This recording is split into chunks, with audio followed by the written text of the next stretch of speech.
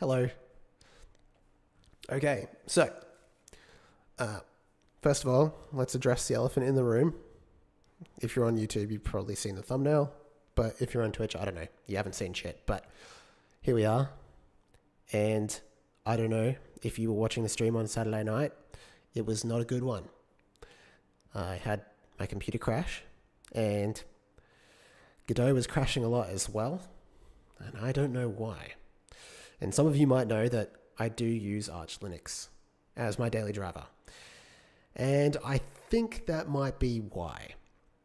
So I have a Windows install on another hard drive, but it was broken and I needed to repair it. I promised it was for multiple reasons and not just this. Yeah, that is what happened, Cassie. Yeah, it was not a good one. And then I think my power went out at the end, so I just gave up. I was like, man, what a stream. So I've officially installed Windows again, which has been a pretty jarring experience. I was able to use a de-windowifying script from Chris Titus, if you guys watch him on YouTube. So I've removed a lot of stuff that I don't like about Windows. I'm not like a Linux guy for like any particular reason. I just like it better. But I did have to come. I swallowed my pride and come back. I tried installing Ubuntu as well, but I need to like. I really need like a streaming PC so that I can switch OSes and show you how much I hate Ubuntu. And I'm going to say this. Piss off probably some people. I'd rather use Windows than I would use Ubuntu. It is a horrible experience. I don't know what they've done to that thing, but I mean, or use Pop. I'd just use Pop. Let's be honest. It's not. Maybe I'd rather use Pop OS if I had a choice. I feel a bit low. Gonna come up. Anyway, so now you guys get to experience the pain of me trying to use Git on Windows. I don't know how it works. I've never used it before, but I have a backup of my project, but it's also on Git. So I'm going to try... No, that's not how you do it. For anyone wondering what I'm doing on the other screen, I'm going to try to clone my repo. I think I'm supposed to copy this GitHub CLI. That's what I'm using, right? Dude, I don't know. Do I just paste that in here? Nah. Okay, well, I'll just go git clone and then use the HTTPS paste. I think it's working. We'll roll with that. Is it a big project? Okay, it's done. Okay, that wasn't so bad. I still got my little terminal. Yeah. All right. So we were making a rocket launcher. We're going to keep going with that. I can't just double click that now because I have to use Steam. I mean, I got so many complaints. Like Godot is not like an installed executable on Windows. It's like you just download it and run it from it. But like on Linux, you can just double click these projects and it'll just open. Maybe I could tell it what to do. Look for another one.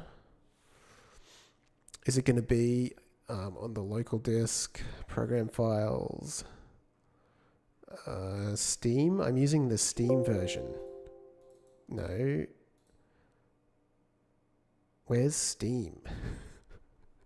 Is it under program files x86?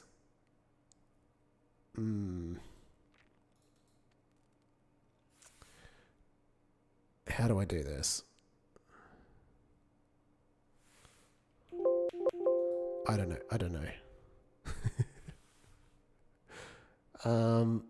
Okay, never mind. We can just import it. I would like to do it. Those can be just open with that. Import. I've already got like a bunch of them. FPS control, GitHub repos. That one. Import and edit. And we'll see. Also, let me know like if there's anything weird with the stream, because like I don't know, I have troubles with my audio interface with Windows. I always have. Like I have to fiddle around with it to make it sound normal. Most of the time, it just gives me like a really deep voice, and it's to do with like the sample rate of the actual M box and the find it using this stream. Oh yeah, that's a good point. Actually, I could do that totally. I can go open library. Oh, where'd it go? It's not happy. I don't know.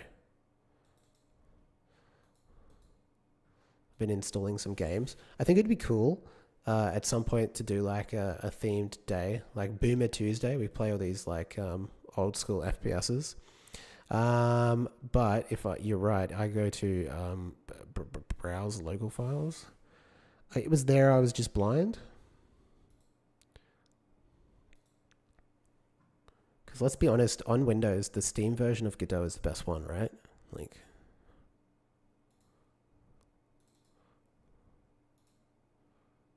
you look for another one. I guess that's it. Yeah, that worked. Awesome.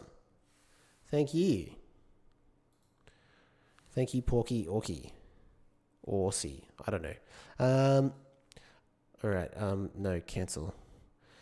Okay, so where we were at last time we were on stream is we were working on a rocket launcher. And I had just gotten to the part where I'd essentially got it working, but the math was a little bit wrong on the actual, I don't know how to call it, like the math was wrong on the projectile explosion. It was wrong on the explosion, right? It wasn't quite right. I actually fixed it after the stream died, but I'll just quickly show you guys where we're at with that. I think I want to go with, I want to pick up the rocket launcher, rocket launcher projectile. So I've got a direction and a collision point. I was just, the first time I did it right before the stream died, I think I was just using damage direction for both the collision point.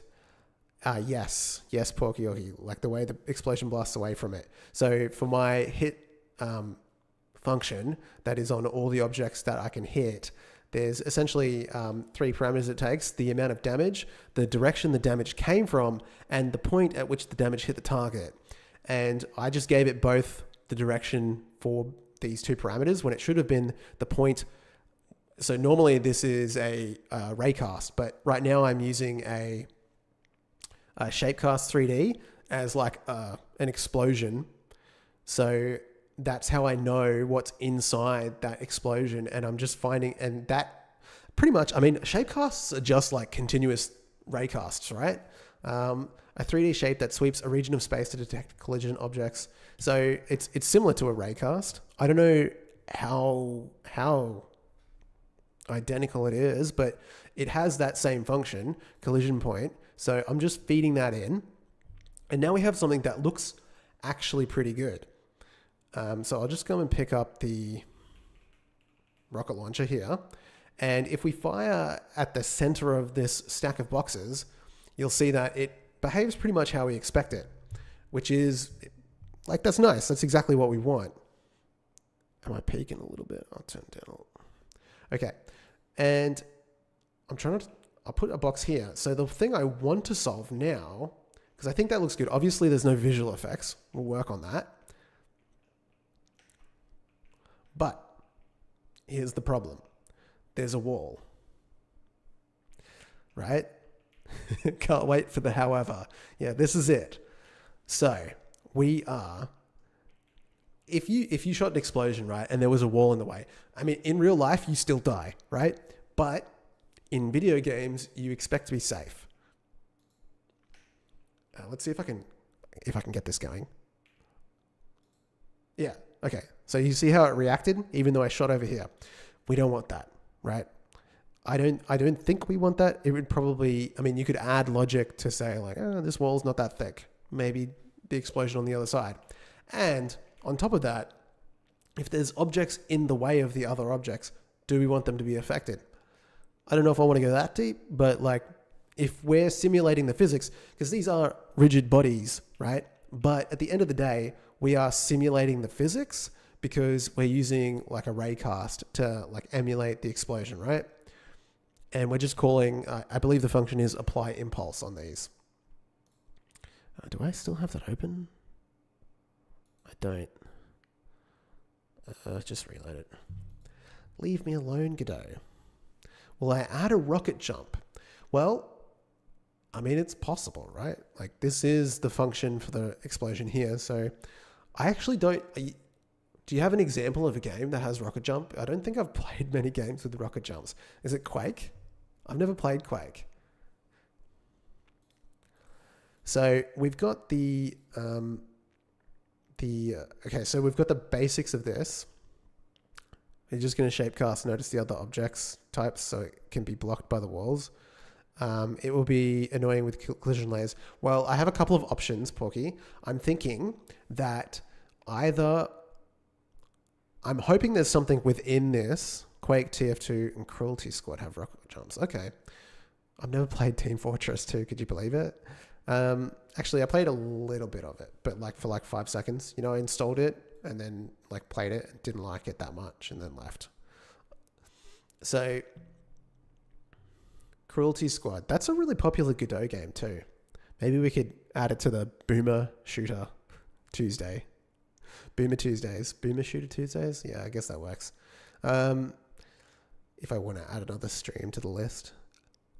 But, so this is what we've got right now. So let's go over the code. We've got a collision location, which is just where the rigid body that you shoot lands. So this particular rocket launcher shoots a projectile, which is a rigid body. And when that makes contact with the world, it reports back that location to this signal. And we just move the shapecast 2D to that. We do an update for the shapecast and we get everything around it. So that's how we get what's within the explosion radius. And then we loop through those and we get what it's colliding with. We figure out where it is in relation to the collision point. You were working on a map for a Cruelty Squad since it's made in Godot. Can you go into the file? Yeah, right. Yeah, actually, I do like, what's the word? Disassembling other people's projects occasionally to see how they've done things. So we've got the damage direction, we've got the collision point, and then all we're doing is the same thing we do in everything. We check if it's in the group target, and if it has the method hit successful, and if it does, we call that passing through the three parameters that are relevant. So damage direction, and the collision point. So this right now, and then obviously we delete it. So we will need to either do an additional raycast to see if there's anything within the path, or I'm going to have a look at the documentation for shapecast to see if there's anything that we can leverage within the class itself. Because right now we are colliding with the world. Actually, I don't think we are. Let's open up the rocket launcher projectile. We're not colliding with the world. So I might need to add that in so that we can actually get information about it. And then let's have a read. The shapecast allows collision detection by sweeping its shape along the cast direction, determining the target position. This is similar to a raycast 3D, but it allows for a sweeping region of space rather than just a straight line. So the shapecast can detect multiple collision objects, and it is useful for things like a wide laser beam or snapping a simple shape to the floor. So I wonder if by just putting the collision mask on the world, we're going to prevent it from passing through walls. Interesting. It's more expensive than a raycast. Okay, well, keep that in mind. Physics. Immediate collision overlaps can be done with the target position. Okay. So I'm curious if just by adding that, since it is similar to a raycast 3D, if that just automatically prevents it from going through walls. I don't think so, but I'll check anyway to save me from doing extra work.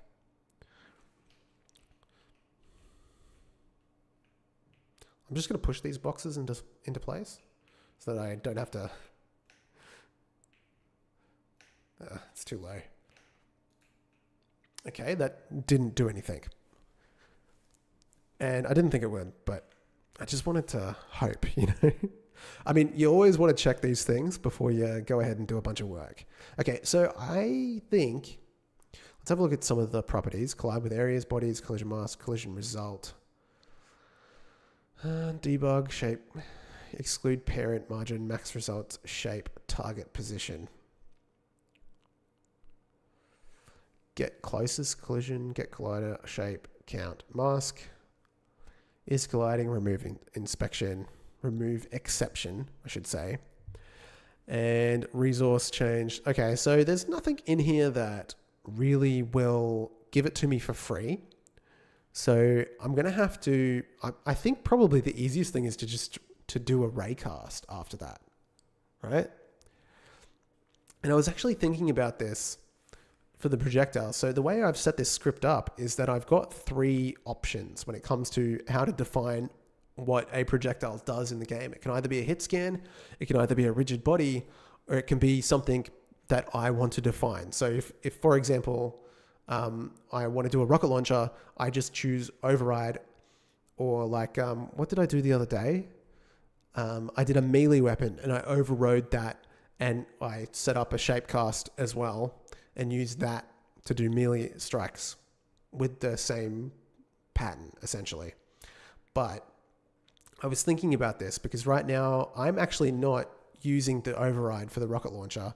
I'm just redefining what the signal, the callback from the rigid body does. So for a normal rigid body, when it collides with an object, it does a callback, and it does a callback, and that's when it does the damage. So it finds out what you hit and deletes itself. So I'm just like overriding that information and saying, hey, that's where you need to put the rocket launcher. Thanks for I like the thumbnail. I was trying to find something kind of funny. Back to blowing things up, done. Okay, there's a site that has all the information for doing it all in one place. I can't remember what it's called. 100% join the Cruelty Squad Discord. Oh, okay. So they like actually want people to like mod the game. That's cool. The thumbnail brought you here. Yeah, I had a bad experience with Arch. Although I mean, to be honest, I still plan to use it as my daily driver. Just maybe when I'm streaming, I'm going to be on Windows. I don't know. I'm just going to test it out. And I also want to try like a couple of other distros for Linux as well, just to see if I can get something going,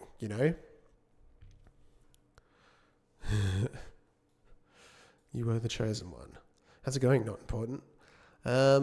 Okay, so just use a different distro. The issue that I'm having at the moment is that the way that you're meant to use OBS in like the other distros. So in Arch, it's not so bad. So you got like the user repository, right? So you can just get a build that has the browser docs. So like in Linux, the browser docs aren't like, you can't put them in if you just have the Flatpak, which is the main way that you use OBS in Linux. You're meant to use the Flatpak. But so like I can show you guys a little bit on the screen here. I'll just tab it over. So I can see chat here in OBS, and that's not possible on Linux. You have to do like a custom. So I was using the AUR to get like a custom OBS build to do that. And then the other thing is I've got like a pad that I can use to switch my screen, and installing that plugin is kind of hard on Linux. And so I'd have to spend a bunch of time figuring out how to make that work when it wasn't on the AUR, because if it's a Flatpak, then it's kind of hard to access. But maybe I'm just a noob when it comes to Flatpaks. I just live in Arch world, I just use the repository and the Arch user repository. I generally avoid everything else. So I probably just need to work out how to actually target that, get the plugin installed on OBS, and all that kind of stuff. But yeah. Anyway, I think the main thing is like I kind of wanted to like fix my Windows build anyway because it was broken, and I'm just gonna see how it goes streaming on that. No big deal, but we'll see. You never know. Like I've done it before where I've decided Nix, yeah, maybe. It was said that you would destroy Microsoft, not join them. Yeah. It was meant to be the year of Linux, right? Like that's the whole thing. It's supposed to be the year of the Linux desktop, right? They say that every year, but this year, because of like Copilot, right? Like, what's it called? The thing, it takes like screenshots of your computer every 5 seconds and hacks all your passwords and passes them on to Bill Gates so he can see how much carbon you're producing or something. Isn't that how it works? Yeah, every year is the year of Linux desktop. I do like Linux. It's just better. But here I am on Windows, and Godot hasn't crashed yet. I think it had to do with, what I need to do is just like suck it up. That'll be an opt-in feature. What, to give your carbon footprint to Bill Gates?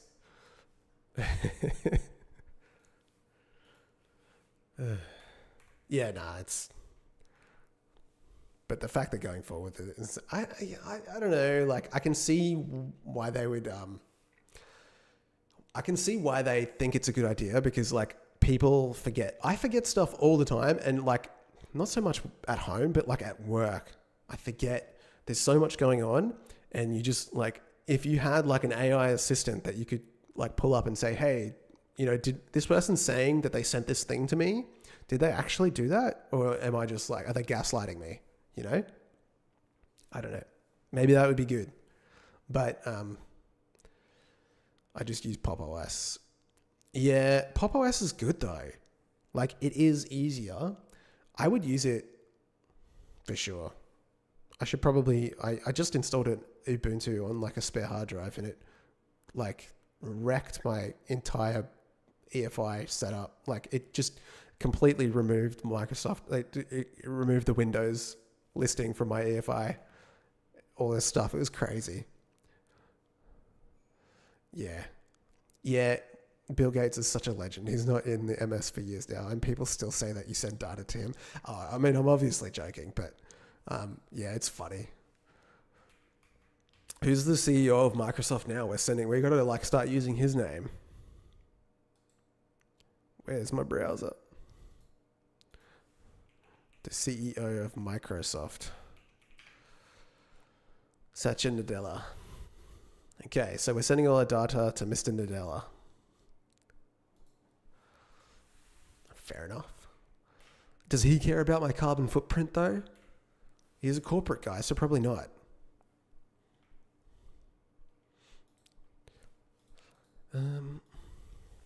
He's reading it all personally. Yeah. He's like that. It's like Microsoft is the new Santa Claus. They know when you've been naughty or nice, right? And if you've been naughty, they're going to shut down your computer. It's like, have you guys seen those people, the people going crazy online about the digital ID?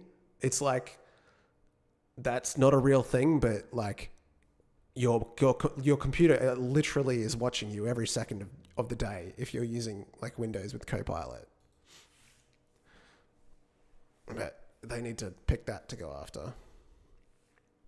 It is in China. Is it? I don't have any Chinese friends. I used to like work with a bunch of people from China. I'd ask them about that stuff all the time. So I could get like the real news rather than like just what people think. It was good. It was like when I was working for a hotel during COVID, and my coworker, her like husband was like literally in Wuhan when COVID was taking off, and we were getting all the details. I don't think it was as bad as people made it out to be. But yeah. He was okay. He came back. It was all good. If projectile spawn. Okay, so let's get back on and focus.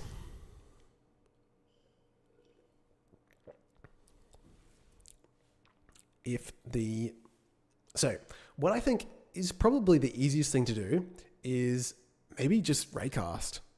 And we can do it, not with the shapecast, go back. We can actually do this in the projectile. I've already got a hit scan collision function, and it takes a collision, which we have because of the shapecast, right? So it takes an array, and it's got three. It's got the collider, it's got the position, and it's got the intersection. So that might just be what we can use. We can use like, actually don't know if we might be able to get that information, or we can just do, I might have to set up another function. I don't know. We'll work on that one. Do we even use it? 1, 2. Okay, so it is used in the decal. Oh, of course, because I need to work out where to face it in terms of like where the player is. So let's look at that. And well, okay, so what I wanted to do is there's a bullet location, bullet intersect ray. And so there's a from bullet point dot global transform dot origin. So what I'm doing here is when I'm shooting a regular gun, if you allow the world collision, you can just check if the first collision is the world or not. Yeah, exactly. So if I do a raycast, then it won't even collide with them. It'll just hit the wall, and that'll be it. I won't have to worry about it. So I think I just need to add that second step. So basically, I use the Shapecast 3D to get a list of all the objects that could potentially be hit, and then just do a raycast to their center. And then that should work. Or maybe I can do a raycast to the closest point. I don't know. We'll work on that. So the challenge of overcoming this is because how I set this hit scan up is because on every single weapon, there's actually a bullet point. So the player actually, it's a nice solution. Yeah, it should work. So if I look at the animation player, we can have a look at the bullet point. It's just a place in 3D so it's sitting like around here, and it actually will get moved with some of the weapons. Not that animation player, this animation player. And so if I look at Bluster G doesn't have anything. Oh, okay. Bluster I, we've got the bullet point, and we're moving it into position. Where is the bullet point? So that it's in front of that gun. So that when we do a hit scan collision, it's the KISS solution. It's a KISS solution. Keep it simple as possible. I think it is simple. I don't think there could be a simpler. I guess you could do some math. It's just raycasts are so easy and cheap. So we do it that way. But yes, so that's what the bullet point is. So instead of having that hard-coded in that function, what we can do instead is pass it in as the point of the hit scan. Oh, look at that. So it's just like bullet point equals get parent, because it gets spawned as the child of the bullet. So I'm going to have to like work on that. So the easiest thing to do is just add this as a default.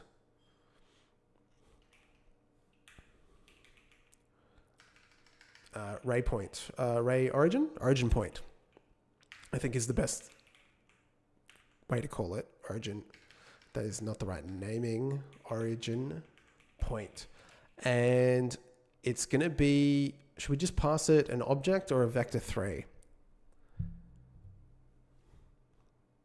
I think, well, we'll go with a vector 3 for now. And then I think we're just using this in one spot. Okay, so we've got a few. We've got the bullet direction, which we'll need to replace. So it's global transform.origin. So we're just finding out the location of that particular point, and we will just replace that with origin point. And the same here, global transform, and we'll replace that with origin point. And so now, in order for this to work for all the other weapons, we need to work out where this is being called, which I believe is at the top here. And it needs to pass in an origin point. here. So we can, well, set projectile, fire projectile. What I think would work best is if we pass it in the set projectile function, which means it comes from the player rather than being something that so we just make a dependency when the when the weapon manager actually spawns the projectile, it'll pass in that object. So we can actually just pass in the point.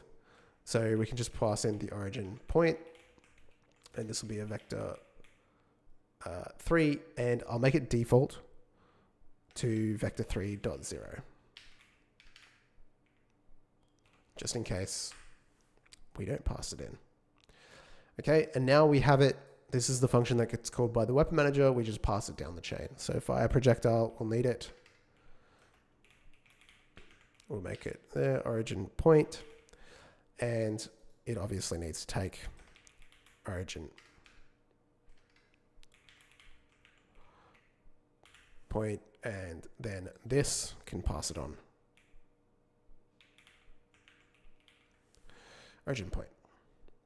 And these really should all be typed, but they're not. Should I do that while I'm here? I do want this to look better. This is a vector 2. The range is an int. The projectile is, it's an object, right? It's a rigid body, 3D. And the origin point, it's not happy. What is a rigid body projectile? Oh, it's pack scene. Whoops. There we go, that's fixed up. And now we've got the origin point, so which is a vector 3. All right, so that's looking nice and neat and tidy. And now everything really works. What I need to test is when I do the...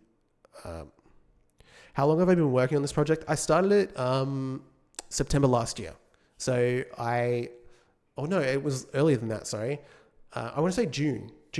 I made the very first video in April in 2023, but it was really basic. So it was just like, I made a video about how to set up 3D movement, 3D first person movement in Godot. And then from that project, I was like, I should remake my FPS template, because I had been working on one for Godot 3.4, and then I had to stop for like 9 months and I didn't work on it. And in that time, Godot 4 came out. So I was like, I have to redo this project. So, I mean, if we wanted to be realistic, how long have I been making FPS, like an FPS controller? A really long time at this point, like 2021, 2022 probably. And yeah, so I've got a lot of opinions about, well, it's just, this is the best I think it can be based on what I like know about the engine and how it all works. But, you know, there's some people like, I think it was Stay at Home Dev. Do you guys watch Stay at Home Dev? Like, he's got an FPS tutorial, and I was watching it the other day, and I was like, he's got some pretty good stuff going on in that. So like, maybe there's some improvements that I could make based on that kind of information. But yeah, dedication. Yeah, I don't know. I'm kind of like getting to the point where it's done. So like, I'm working on stuff for like little bits and pieces, sort of like adding out the number of weapons and sort of adding extra functionality. But realistically, like, I want to probably pivot to like working on game content. I restarted my SHMUP project 5 or 6 times. Yeah. You sort of like, you reset as time goes on. The Godot 3.4 one was really bad too. So like, I'm glad that Godot 4 came out and I was able to take another look at it. Oh, well, I mean, it's like I never really ran into any brick walls. So there was no reason for me to stop working on it. So going from Porky Orky says, so going from polishing, finalizing the character to building a world and then for them to play in. Yeah, I don't know. Actually, you know what I want to do next? Now that I've got like a player character that I think is pretty good, I want to start working on enemies so that I can get better at like doing enemy AI, because I haven't done a lot of that. So I think that would be a good place to go next. My ultimate goal is to have like a bunch of different like templates that you can just bring into a project to make a game. So you can have like the first person controller, you can take the enemies, you know, and stuff like that. And then you can just build a game really easily. It's just what I want to do. Good thing about restarts is that you're working faster for a while with new insights. Yeah, so it didn't take me long to get this set up. Like I'm pretty sure I had those videos out about like the tutorials for it. Came out in like probably, so I started working in April and then it was in June that the videos came out, and it was already way past that point. Like, and now it's just been sort of refining it down. So we are at okay, so we're in the weapon state machine, and this is where we're actually calling that set projectile function, and it's under shoot, obviously. Where is it? Set projectile. Here it is here. So the one thing we need is the, so it's a vector 3. We just need the bullet point. Var bullet point, and we'll give it, we'll just origin. Do you think enemies will be able to reuse much stuff out of the character controller? Probably not, because every time that I've made enemies, it's all been like driven by a conditional state machine. And then basically the only thing that you get is like, if you go to the character movement, well, barely anything realistically, because it's just going to be this like last section here, where instead of the input, you're giving it like a vector 3 based on a navigation mesh. And then like the weapon state machine, it'll need to be completely different, right? Because the enemies don't care like about that kind of stuff. It depends how deep you want to go. But what I want to focus on is like pathfinding and behavior, because I think that would be cool. I've got this idea to do like you've got like you've got a node that's in charge of like a squad of enemies, and it can like tell them where to go and, you know, when to make movement based on what's happening. And so you could have like 2 or 3 of them in a level, 2 or 3 of them in an event. Say if you have like a bunch of enemies coming through like a wave, and they're going to do stuff like from an FPS perspective, but like I don't know if that's possible because I haven't started working on it yet, but it's an idea. Okay, so we just need the bullet point dot global. Now, global position is the new variable that you use, not global transform dot origin. Is that right?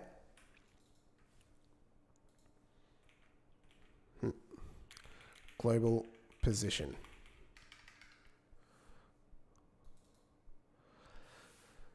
Relative to the world. This is, what is this, control? Give me node 3D. To global translate, update gizmos. Did it just not send me to the...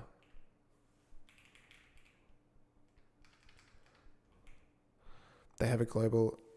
What new OS? I'm using Windows today. Hi, Kilo. They have a global AI, kind of like how Bethesda does it. They have a global AI that tells every NPC what they're doing. Yeah, but like on a smaller scale, so that like in a particular event. So say, for example, you know, in a lot of games, especially FPSs, so I'm thinking about this from a first-person shooter perspective, you might come to an area where there is a group of enemies, and rather than each enemy having its own individual AI and it deciding what it wants to do, there is some node that sits on top of that watches what they're doing and what the player is doing and decides what they should do based on that. I think that would create some pretty cool behaviors, because then you could get them working together. Maybe one of them is like in trouble, so someone else is gonna jump out and start shooting. I don't know, like, or push on your position, something like that. Global position. This is the equivalent of global transform.origin. Okay, so yes, I can use that variable now instead of global transform.origin, which I'm very happy about because I always spelled that wrong for some reason. Okay, so now I can just pass that in here, bullet point origin.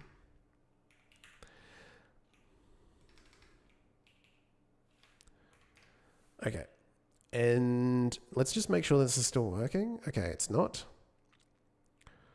So what does it say? The function signature doesn't match the parent. Okay, so everything's broken.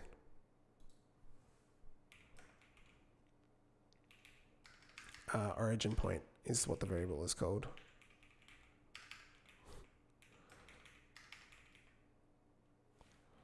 Vector 3. And this will need to get passed on to fire projectile.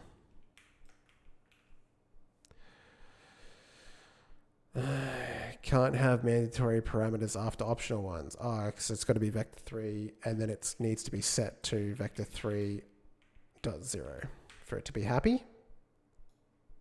Yes. Okay. Let's just copy that because I have a feeling there's going to be a few that break. Okay. Everything seems to be working as it should. Let's just test a couple of other weapons. Yep. Looks good. Pistol. Okay, I think we're good. Might as well test the rocket launcher while we're out here. Whoa. Can we get it again? No. Okay, so now everything's back to normal. We can now do a raycast from and to a position without having to worry about the bullet point. So this is what I wanted to do that for. So we can come back to the projectile. And in this for loop, we're getting the target, the direction, and the collision point. Now, instead of doing damage here, what I want to do is just do a hit scan. And I want to call this function hit scan collision. And that will take care of everything for us, because if there is a collision, it's going to go ahead and do damage. So we should be able to just pass this in. And it just wants a collision array, which is the next challenge in understanding exactly what I am passing to that, because the camera raycast is a physics ray query parameter 3D, which is different from a like 3D raycast, and we get a collision. We get a return from this function called intersect ray, and it returns parameters. Physics ray query parameters 3D. Ugh. No, that's what it takes. That's wrong. And it returns an array. Okay. And it returns the colliding object, the colliding object's ID, the shape index of the collision shape. So say I returned an array containing dictionaries of the following fields. Okay, so it's a dictionary. What am I doing here? Let me just think about it. And in the camera array, I'm getting the intersection, dot collider, position, and normal. Interesting. The object's surface normal at the intersection point, or vector 0, 0, 0 if the ray starts inside the shape.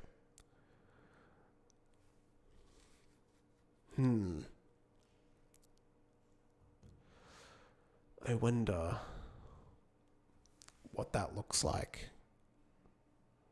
The object's surface normal at the intersection point. I wonder if I can get that from Shapecast 3D.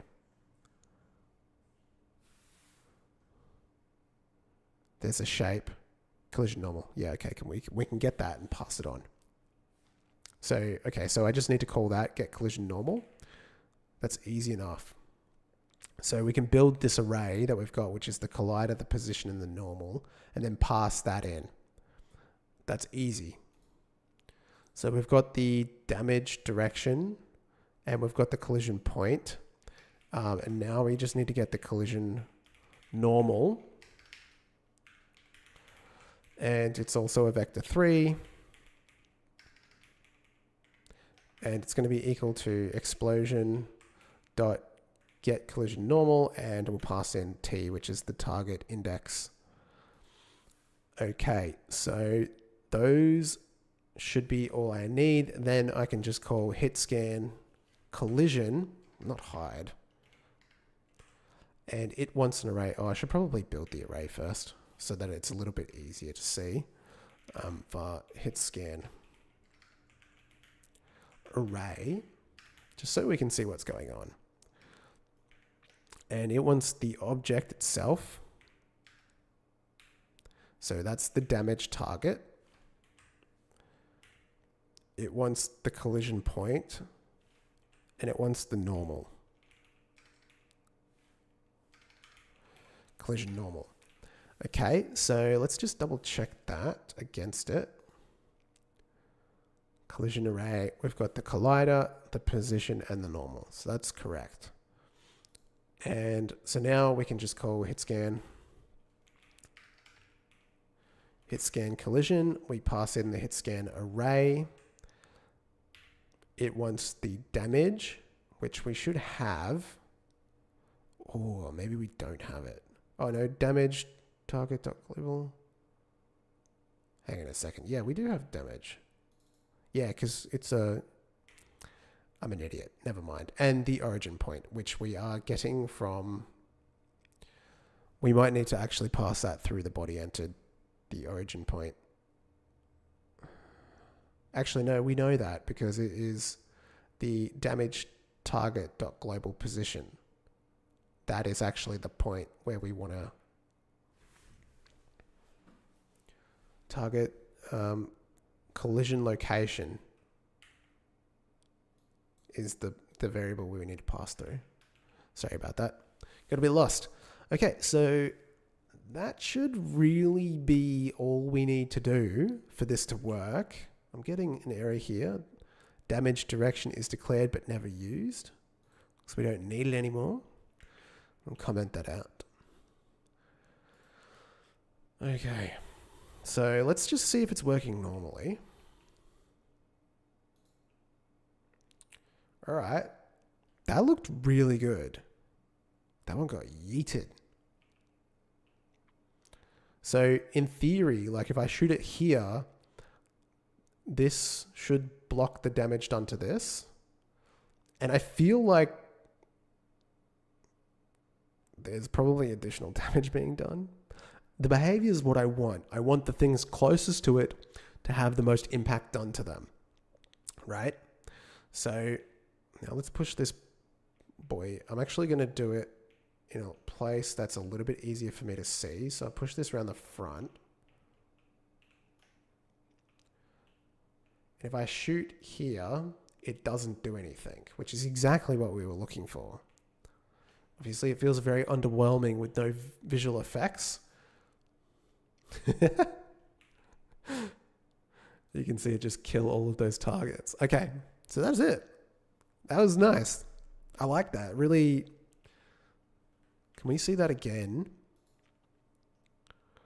against these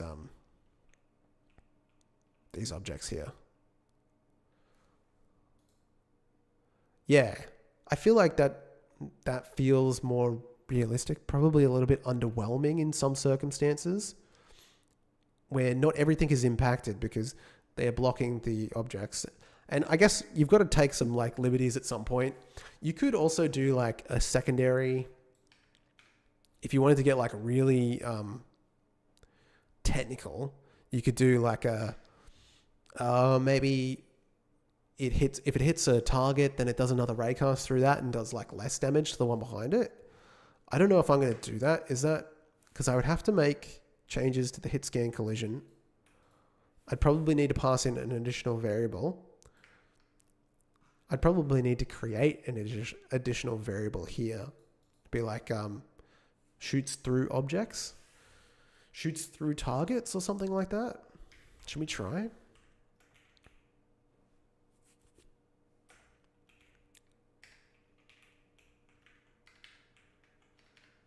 Because if you were like, if a rocket launcher went off, it would like hit you. Checked against the world like walls and floors, but at this point it's just about game feel and style. Yeah. It's like, it's pretty much, if you wanted to just like, if you wanted to pass through objects, because the thing is like, it's going to do damage to only those things that it hits. It's not going to do... so in the previous iteration, it did damage to everything in its vicinity. Maybe like a timer so that it rays again to shoots whatever behind it's moved and stuff. Yeah, you could do that too. You could also do like a shoots through. So if I shot through, then what I would need to do is also know where the next point was. So I need to do like in the hit scan collision, after damage, say, if you're shooting through this, do another hit scan with the exact same parameters in the exact same direction, but from the point where you last hit. So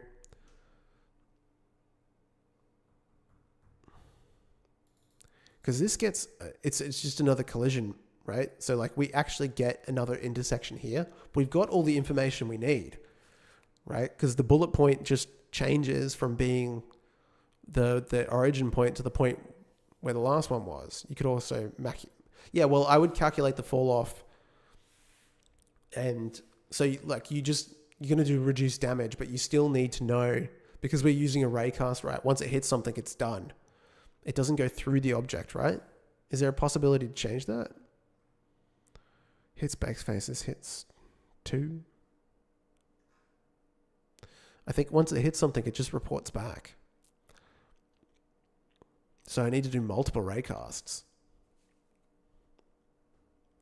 I guess the other way to do it is to not, instead of doing a raycast, you just calculate the distance between two objects, and you do a raycast, but you figure out if it's the world, and if it's not, you just do like fall off.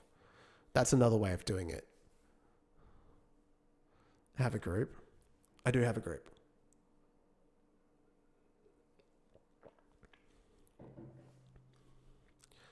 But sometimes you just got to go with it on objects that can be passed through. Yeah. Well, it would just be anything you do damage to, right? Or could it be something on the object that it decides? If the object is in said group, skip it.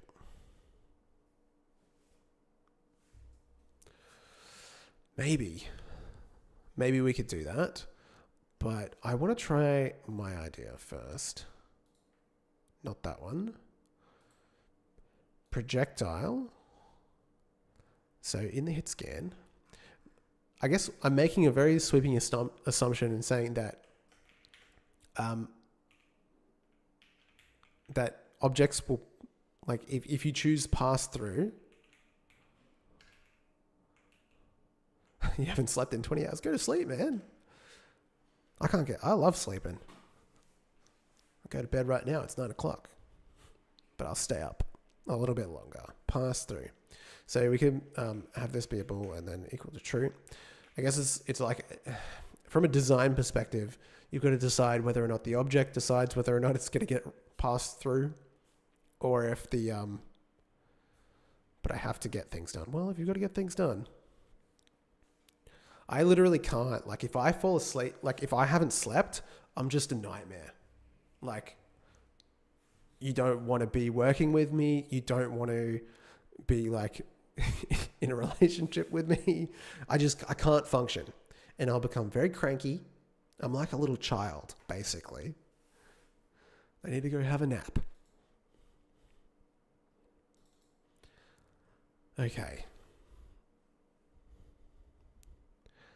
I haven't checked things.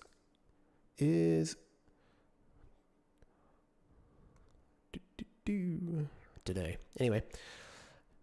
Alrighty. Okay, so I think I'm just going to go with this because I know how it can already work. Jiro, can I adjust?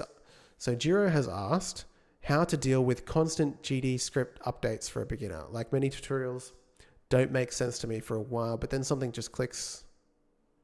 I don't know, it's weird. Oh yeah, you just get past the tired. Okay, Jiro. So I guess the issue is that very recently, within the last, I guess it's been about 12 months, Godot has updated from 3.5 to 4, and with that, GDScript from GDScript 1 to GDScript 2. And obviously there's been a lot of syntax changes with that. And it's really unfortunate that it's happened at a time where Unity obviously has gone through a few scandals, and a lot of people have come over looking to use Godot, but all the resources haven't been updated. So for me, it's been about 12 months where I've updated probably all my most popular videos. So I went through and I updated all my FPS ones, obviously. I did that last year. I updated my sub viewport and shading tutorials, and that was, and then I did the screen settings, because I had a video on screen settings that used to get tons of views. So I updated all the main ones, and the rest I just left. Like, I'm not going to go back to them because either they didn't perform that well, or I'm not interested in that particular subject anymore. Like, I did a bunch of 2D ones as well. Oh, I updated the jumping as well. So like, yeah, people are going through and updating, but it's still really hard when you're looking at niche stuff. Like, I was looking at a inventory the other day. I wanted to implement an inventory or get ideas about how inventories were implemented in Godot. And the one that I wanted to use, which was by OSes, was in Godot 3.5 or 3.3 or whatever. And it's hard. So obviously for me, it's easy because I know GD script, right? But for other people, it can be really difficult. Like, if you've never used GD script before and you're looking at something from 3.5 and you need to like translate it over, it can be a bit overwhelming. But yeah, I think it's just going to take time. Unfortunately, there's not really an easy fix for that. The best thing you can do is read the docs at the end of the day. So if you come across a parameter that's no longer found, you can just click. So I can show you this. If anything that's not working, you can just automatically click, say, vector 2, and you can see all of the methods and all of the different properties that are available to you for vector 2s. And you can do like a search, docs and error messages. It's going to be what it is, and it's a little bit tedious sometimes. But, you know, GD Quest Discord channel. I'm not in that one. Is it good? I imagine it would be. There's probably tons of people, right?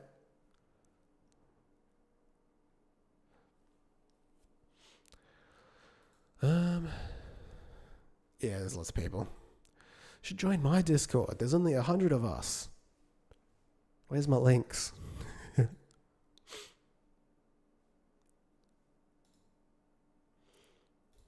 Whoa. I closed the manager.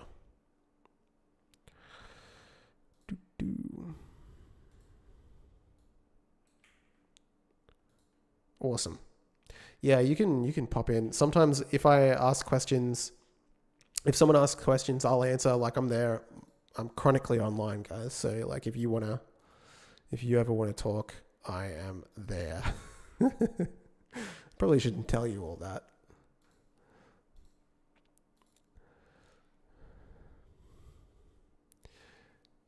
Yeah, you can't do much about it, unfortunately. Since all the people. Yeah, exactly.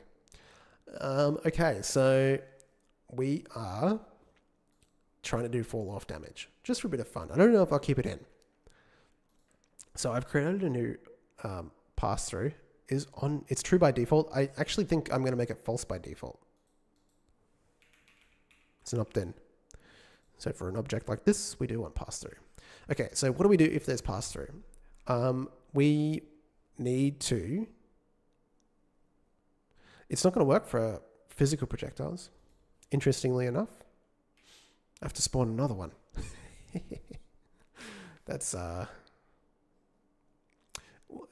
worry about that later. Okay, so if hit scan collision, if bullet collision, we do damage, right? If pass through, caps locks on. If pass through, then we do another round of hit scan, right? Goes on forever.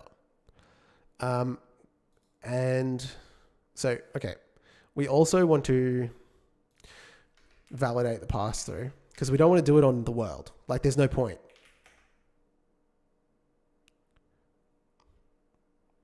Do we want to do it on the world? Well, that's another design issue because if you were doing it on objects like doors and stuff like that, it would probably need to be on the object rather than, or it'd need to be a part of a group, like you were saying before, MSFT, I think it was.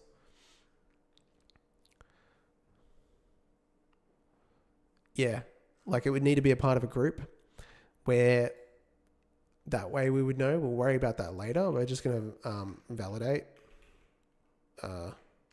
Actually, I'll change it to check pass through.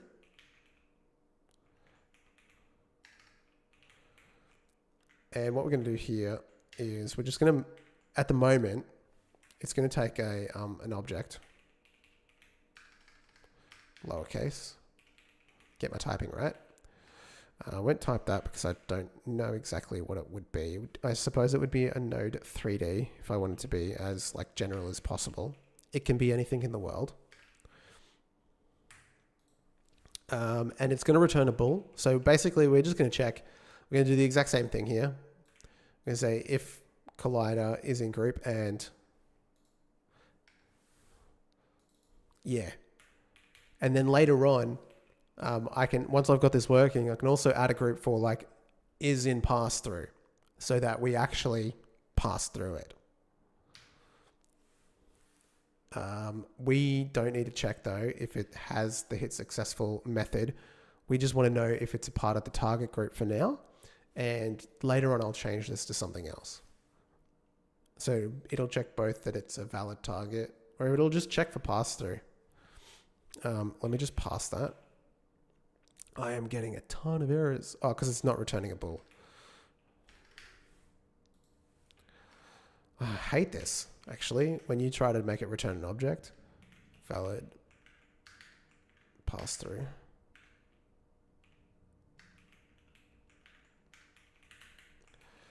It's bool. It's equal to false. And then at the end of all this, we're going to return it. Return a valid pass through.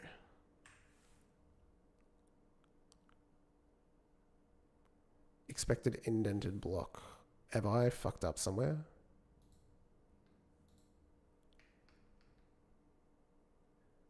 After if. Oh, here. We're going to check. We're going to go valid. Actually, it should just be like and check pass through. And then we pass through the collider. I'll just type pass there. Thank you. On line 78. Couldn't work it out. Okay, so let's create this group. We'll just put it on the boxes.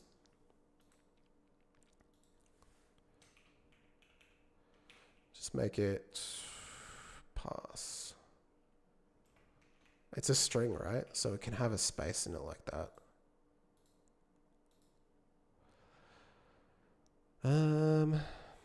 How about adding groups in Godot is so strange.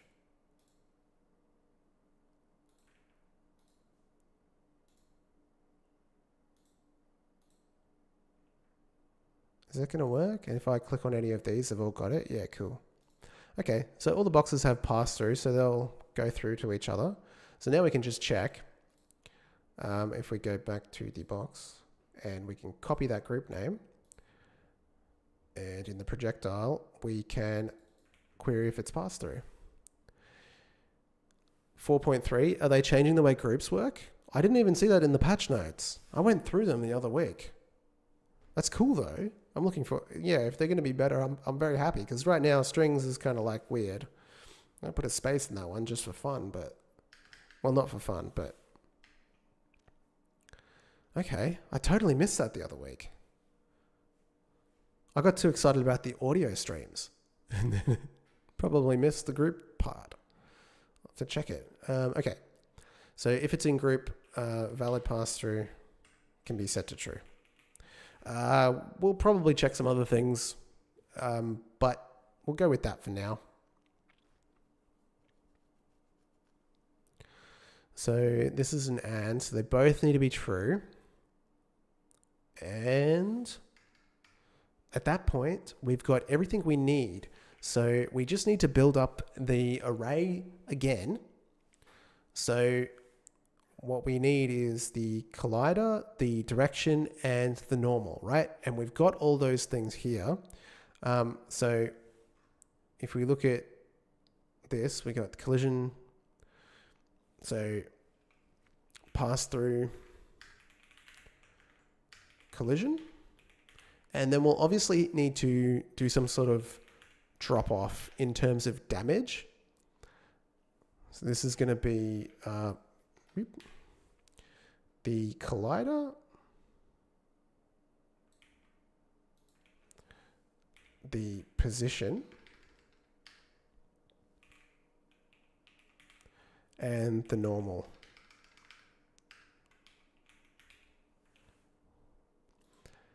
And then we can call, okay, so var pass through damage. How much should it be? We'll just like make it like 50% to begin with. Right? Just sent a screenshot and just even looks and feels a lot better. Oh, let's have a look. Oh, I see.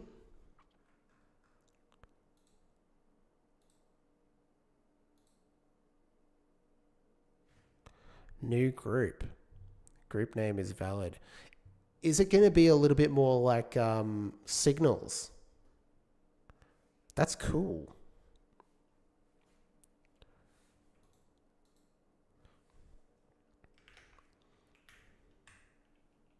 I'm just going to make it 50% to begin with. We'll work on that. Yeah, if it's like the way they change signals, then I'm all for it because the way they change signals is so much better to work with.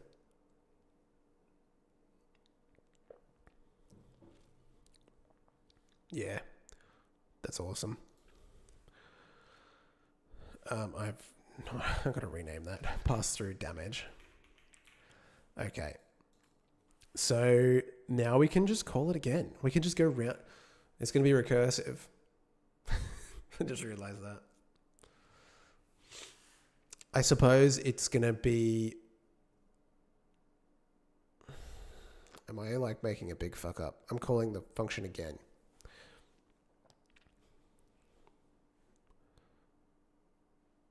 I don't know. Let's see if this fucks things up.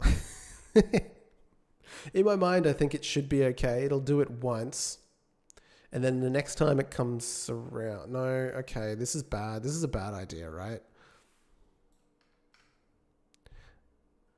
Maybe I should just put this all in the check valid pass-through. I probably need to do a check to see if it's been passed through. You know what I mean? We don't want to call it again. So...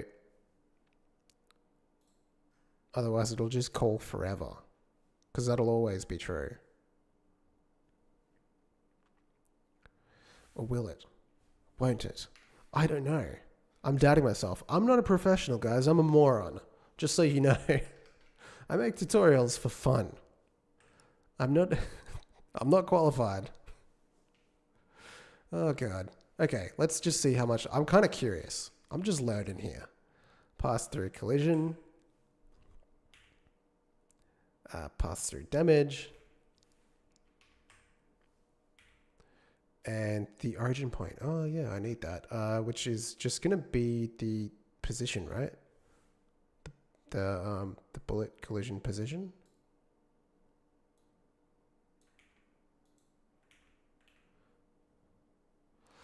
I'm probably making a mistake. Obviously, it's not going to have a problem with these. This is the one that's going to have a real problem. And calls it again, the depth decreases. Yeah, because I feel like, I don't know, like it's hard to tell. What I need to do is just probably print out, like, if it doesn't collide with anything, it won't go again.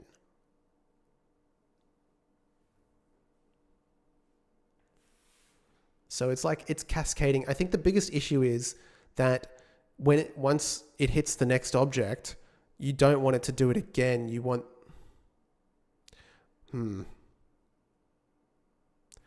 maybe it's okay. Honestly, I'm an idiot and I'm just not too sure.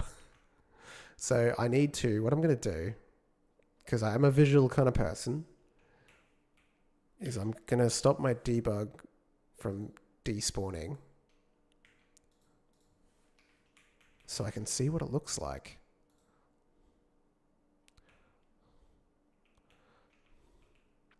So what I expect if I shoot at the front is to see like markings on this wall from the raycasts. I mean, it makes the box, right?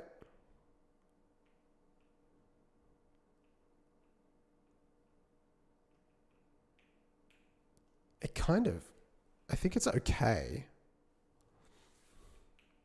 It very much like, it raycast along the ground to the ones at the bottom, which is kind of weird. Like the points probably need work.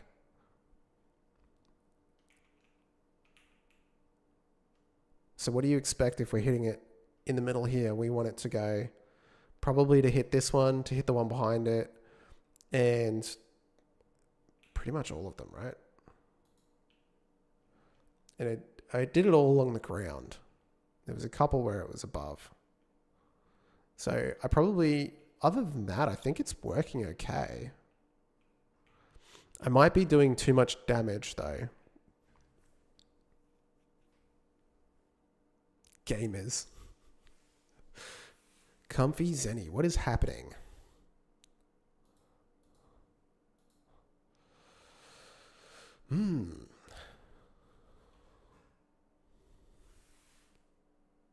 Godot being Godot. It's because like the projectile hits the ground and it raycasts. That shape cast is like finding the closest possible point. So I don't think it's going to the center. It's going to like the ground, which is not quite right, but I think we'll forgive it. We'll just let it go. But that's my guess. Could be wrong. Okay, so I'm kind of happy with that, but I'm a bit concerned. These things have a lot of health. So how much damage am I doing to these? Like, am I doing a lot of damage? I don't know. What if I put a label on them so I could see how much health they had? Label 3D. Dun, dun, dun.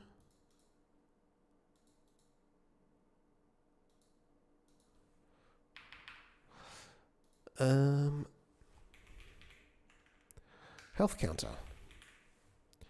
I've done rocket launches, but I just missed what you said was happening. My keyboard was too loud. Comfy Zenny. Oh, I was just sort of contemplating the cascading nature that I just made it do. So basically, when it hits one of these boxes, which had a voice blowout there. When it hits one of these boxes, what I'm trying to get it to do is basically go to the next one behind it. And so I've got the function hit scan collision, and basically I'm checking that if the object that it hit is a valid pass-through object, then it's going to do another raycast. But this just goes on forever. And I guess I was a bit concerned about how that is as far as like programming goes. Like, if there was a professional in here, would they be mad at seeing that? I don't know. But, it worked. It definitely worked. But now I'm curious to see how actually it worked. Because I'm an idiot and I need to like test things out. This is why it takes me so long to make a tutorial video. Because like, I don't know. So I just have to like test and see. And then I will. Okay, so health minus damage, and then we're going to do like update health label. So I can actually see. And it's going to take health. And then I'll create that function.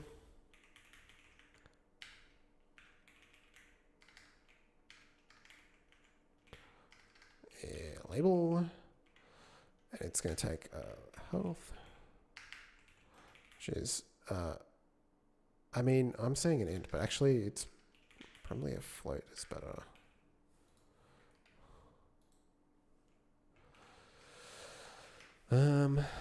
And we're just going to go health counter dot set text. And then we'll wrap it in the things and health. Is this going to rotate with the box, I wonder? It'd be kind of annoying. I guess we'll see. I want to probably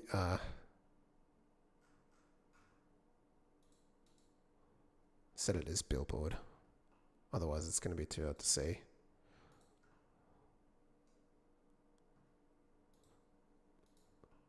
Yeah. Double-sided, no depth test.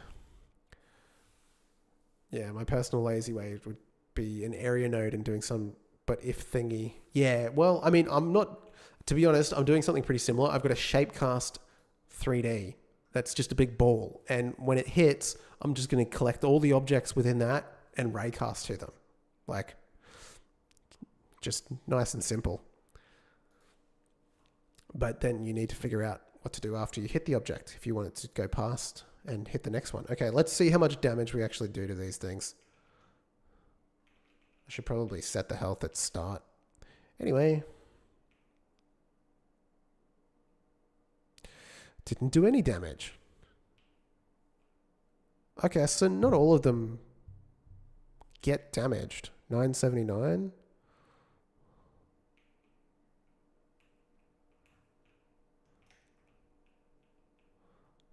You could turn it up, just jump on it. I guess it's working okay.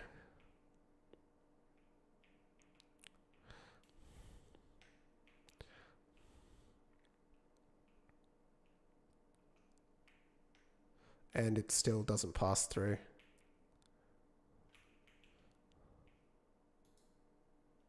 Cool. Awesome. Well, I guess I'm happy with that.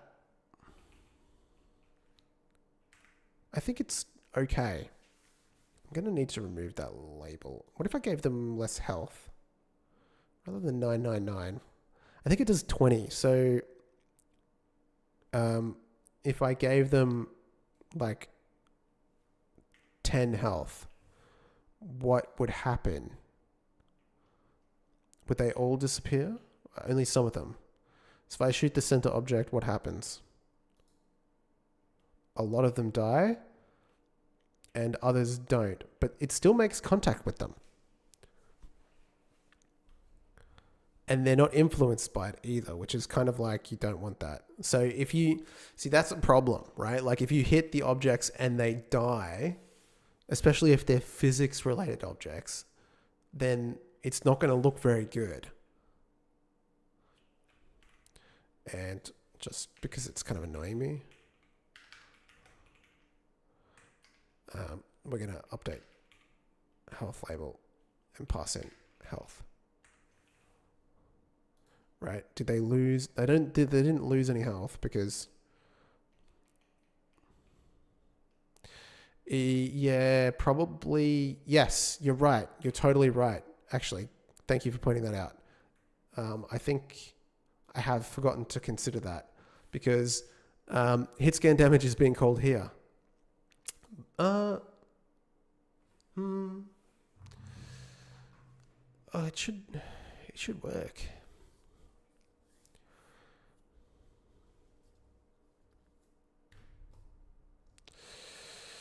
Pass through damage. Am I passing the functions wrong? No, that's right. Why is that not typed?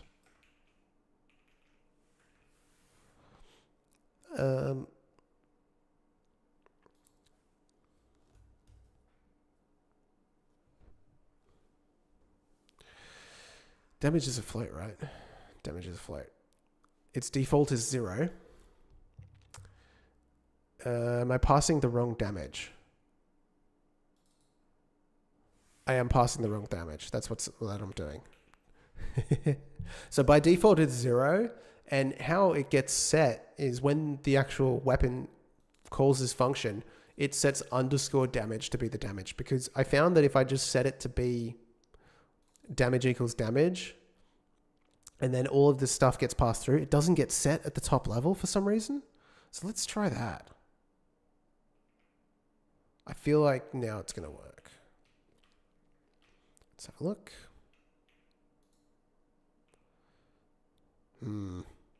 Nope.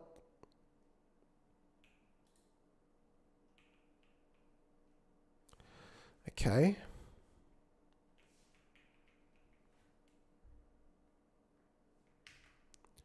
Interesting.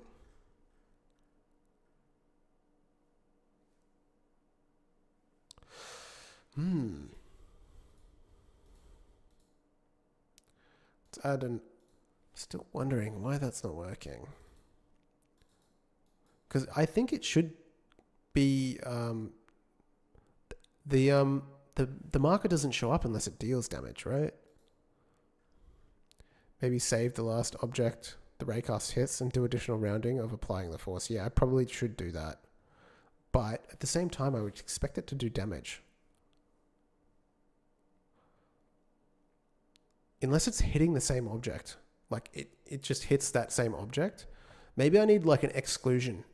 So like you can take that object and put it under an exclusion array so that it won't hit that same object again. That's what it could just be hitting the same object again. And I just don't even realize it.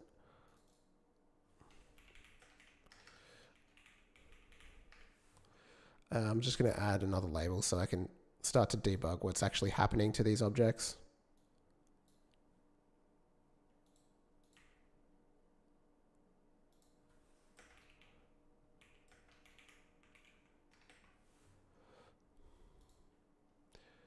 Dun, dun, dun, dun, dun. Can it hit both while entering and exiting though? No, I don't think so.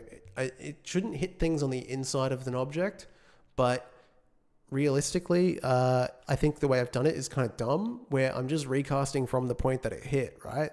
So if I'm recasting from the front of the object, I'd probably need to give it like a little bit of extra to be inside of it, then it won't hit it again, or I can add it to like an exclusion object. I think it's definitely hitting it twice. Something like that. Or, yeah, we'll see. Because I'm going to start counting how many times they get hit so that I can tell. Make this Y enabled.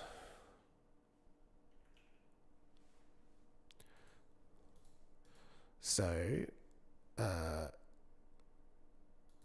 make another function, just like this. And this will also need to be like the health equals plus that. Right. I think that's okay. And then update. Well, yeah, that's okay. We can just update it in the health label. Hit counter.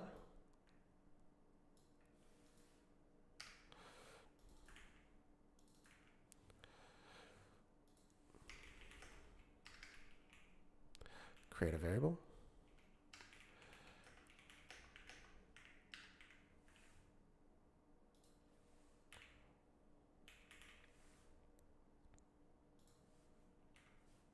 Ugh, I've lost my cursor. Set text, and we will go to times hit, and we'll pass in times hit. I'm getting kind of lazy with my debug. Needs to be wrapped in an str. Kind of hate how they make us do that now. I liked it better when you could just add. I liked it better when you could just add a float or an integer and it would automatically convert for you. This is probably quicker though. Times hit. It's not typed. Okay, so now I'm just going to go times hit plus equals 1. So now if you shoot one of these things, fucking dies straight away because it's got 10 health. Yeah, you could totally like do some math there, but I was just being lazy.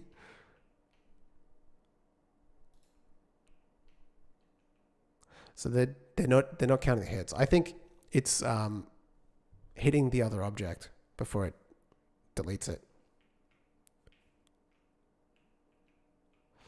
That is my assumption. See, it's definitely not registering a hit. So my assumption is then we're either hitting the same object or, yeah, we've got to be hitting the same object.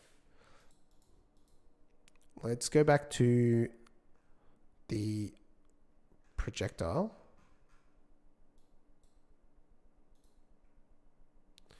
Now it doesn't know, like it doesn't care about what object it hit. It just runs the function on that.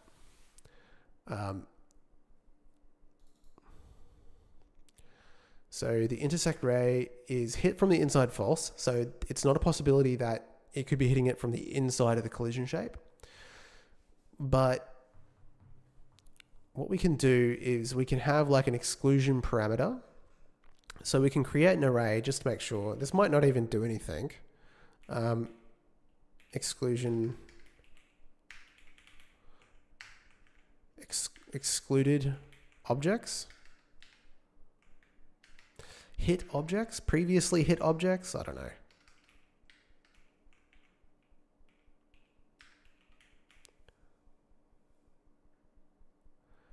If the bullet collision, do you have a separate definition for the explosion? Yes, I do.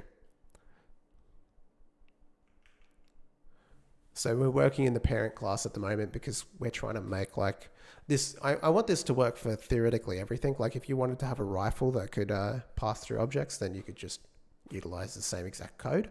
So right now I'm working in the parent class, but there is a rocket launcher script, but it's calling this function, this hit scan function.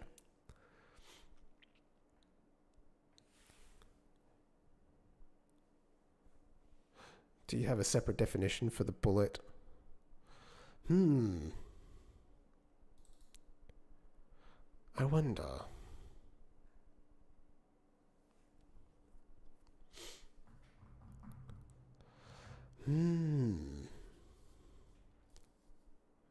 Could it be related to this?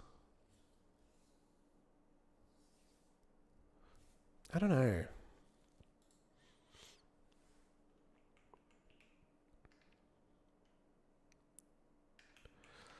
So we're going to exclude them. This is going to be an array. It could be related to that comfy Zenny. I'm cooking up in my head. I'm trying to think of anything that would lead to that kind of issue. So I could probably type what this is. It's going to be an array of... I won't worry about it. Could be anything.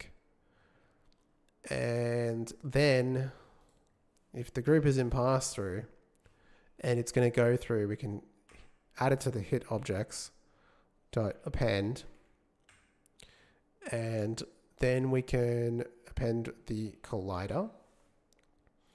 And once we have that, we can also set collision. So new intersection dot set exclusion set collision. What is the function? There's a function for this. It's just not telling me. Tell me exclude.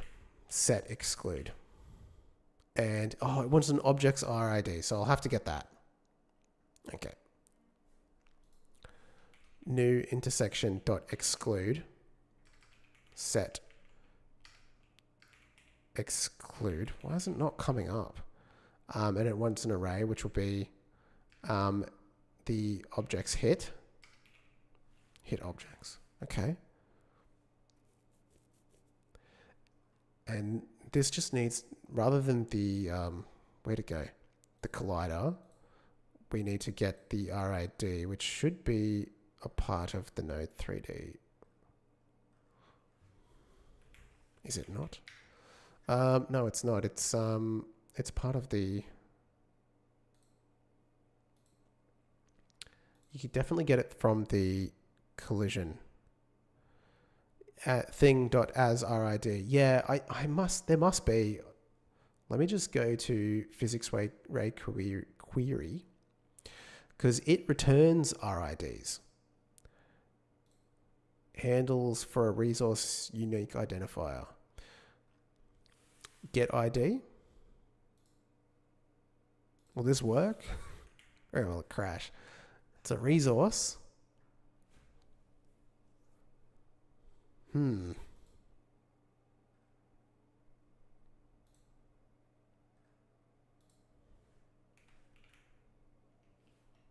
Get instance ID. Returns the object's unique. This ID can be saved in encoded objects.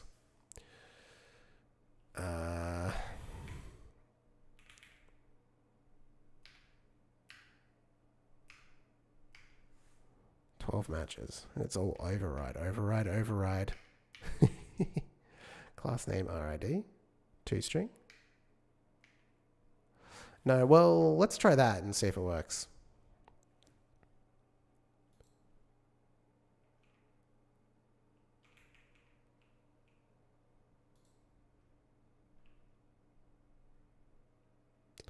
It does seem to be behaving differently. It deleted way more than the last time. I've got a lot of debug. Hits get unable to convert array index from 0 int RID. Okay, so obviously there's a problem. Okay, so I'm not giving it RIDs. Array, oh, it's 0.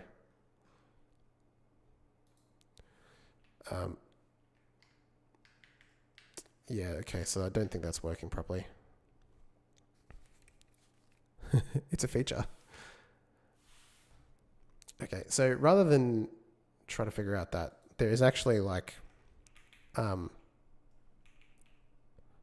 an RID. We can get that from the bullet collision. So we can go bullet collision dot. Is it going to give me a list of things? It's an array.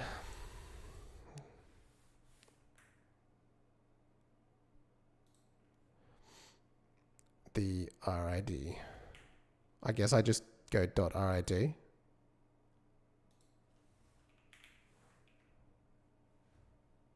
Key is object, value is RID. I don't know. Yeah, well, it's there, so I'm just going to skip trying to figure it out and just pass it directly in. Doop.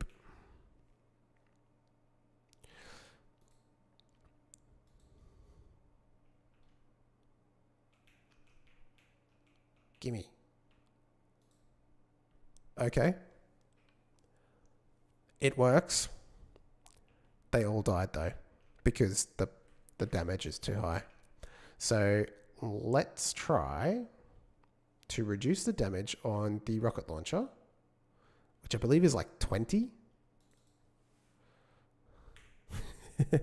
I've actually done a test because I was using this as a way to like not... So if you're doing like a rigid body, right?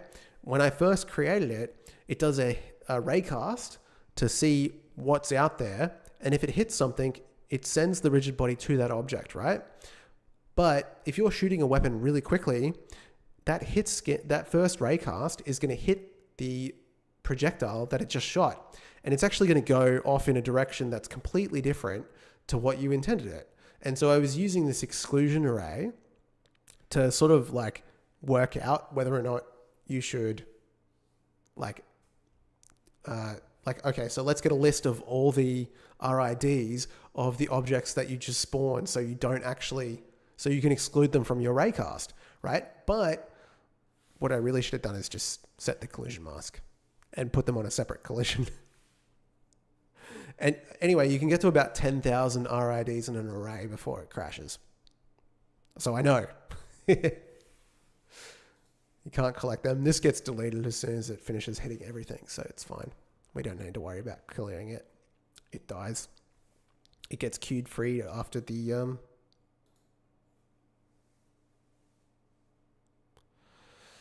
mask and layers. Oh, maybe this is another issue here.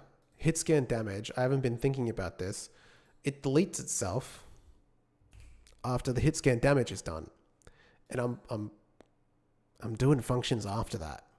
So that's probably an issue that I hadn't considered yet. And the rocket launcher also deletes itself after it's done all of this. So the question is, when should I delete it? The projectile, I mean. After it's been spawned by the weapon, it does its raycast, it does its shooting its projectile. The projectiles will hang around and they won't delete themselves until all the ones that have spawned have been killed. So that's generally just one, but it could be multiple. If it's a shotgun, for example. That's a conundrum because now I'm actually spawning a rigid body, and after it is colliding with something, I'm actually queuing it free here. So it's fine, but in the hit scan function, when we get to hit scan damage, which is called after you collide with something, it also deletes itself. And I think the easiest way would just to be say, oh, let's just remove this. But then what if it's just a hit scan weapon? We need to move this check to be at the end of this function here, I think. And it will only get called. So the problem is we don't want to call it we want to call it if there's a collision or not, but we don't want to delete it if we call it again and we just say return, right? And then at the end of this, we can just say queue free, right? So then it'll only be deleted at the end of all the cascades, if it exists.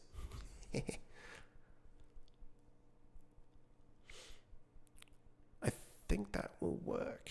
So then it does the hit scan damage. And if it's a pass-through, it'll check that and it'll do another one and it'll just return out so that queue free won't get called. It's probably pretty bad code. And I had to reduce the damage of the projectile, which I need to do. I think it's called a rocket launcher. No, it's called Blaster Q because it's just named after the Kenny weapon. What's the time? Oh, okay, it's not too late.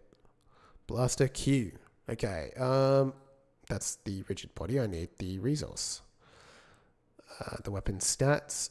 It does 20 damage. Let's just make it 5 so that no matter what, it won't kill.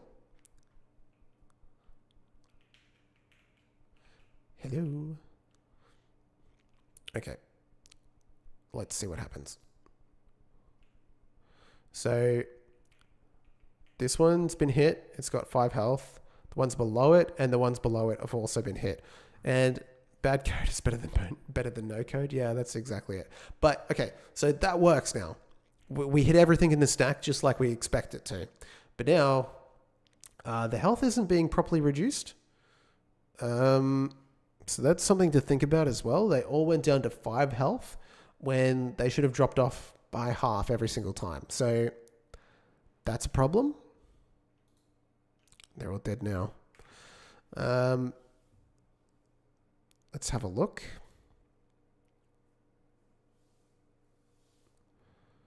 Dun-dun. Why did they not halve it? But it's still, we're making progress. That's the main thing. We're getting further. Okay, so let's have a look at this.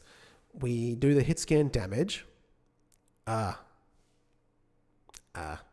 But no, that's okay because we do a pass through and it gets called again. And so the pass through damage should be this function here. We are reducing the right damage. No, and then we're passing it through to the same function again under damage. It should be okay. My rocket does all the checks and frees after all of that, but within the collision function or on a timeout. Don't know if that helps. It makes a lot of sense what you're saying, Comfy Zenny, but the problem is that the problem is inheritance, essentially, because the raycast is within the parent script. I have to solve the problem without actually affecting this because this has no control over that. My other option would be to do a separate function, override hit scan collision entirely and just do a separate one. And then, put it on a timer would probably be the best way and just delete itself. But we'll see. We'll see if we can get around it. I think it's working okay. If it raises problems in the future, we'll worry about it then. Okay. All right. What am I thinking? We need to find out why the damage isn't going down. It's always inheritance. The problem is always inheritance. There has to be some. I mean, I've done a lot to have their own full script without thinking about it. Yeah, well, I mean, it's one of the reasons I made this even to begin with, because I found myself struggling with that.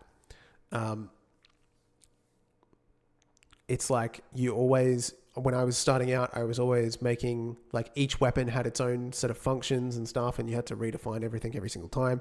So this is that version where you just have to add in the information and it'll just work at the same time every time. But I'm doing a lot of componentry, obviously, which is a lot better than inheritance in certain circumstances. But there's still the issue of the actual projectile itself, that class, and how it behaves. I could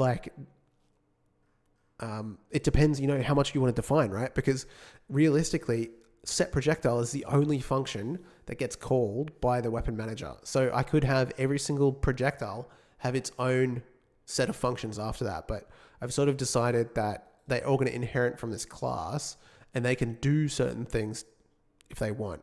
So they can override it, or you could just go hit scan and rigid body projectile. Those are the basic ones. And then you can define it yourself. But you still get the camera collision because you pretty much always want to do that.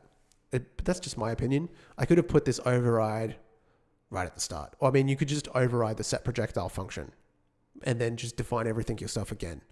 And it would still work. But yeah, I don't know. It's really up to you. It's not a big deal. But this is part of the problem that I'm having.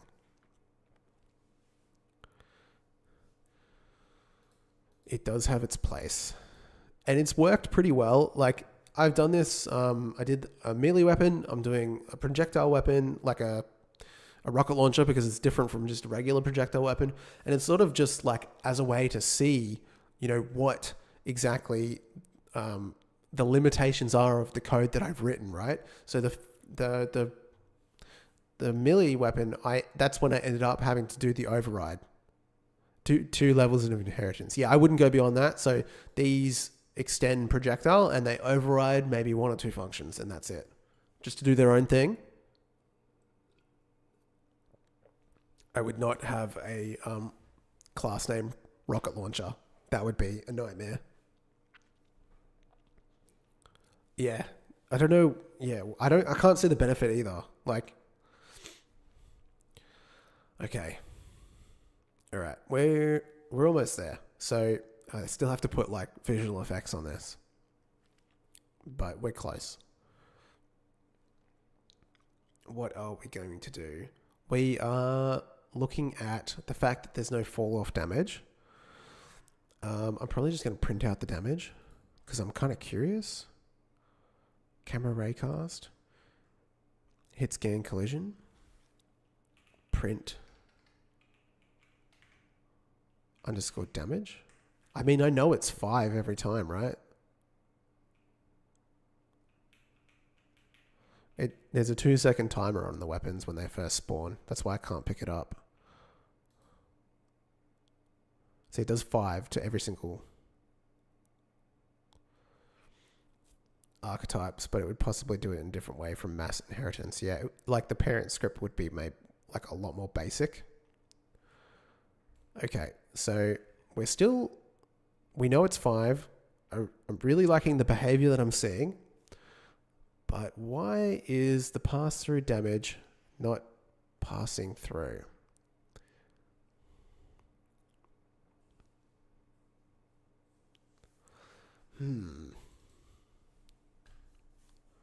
Okay, well, let's just...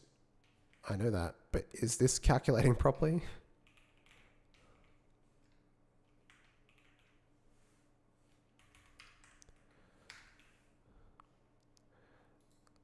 It's not mathing properly.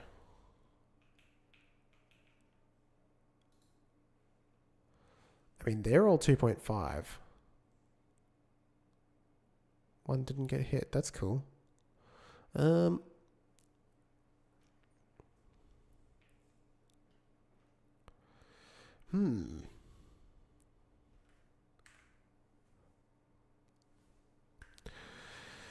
Interesting.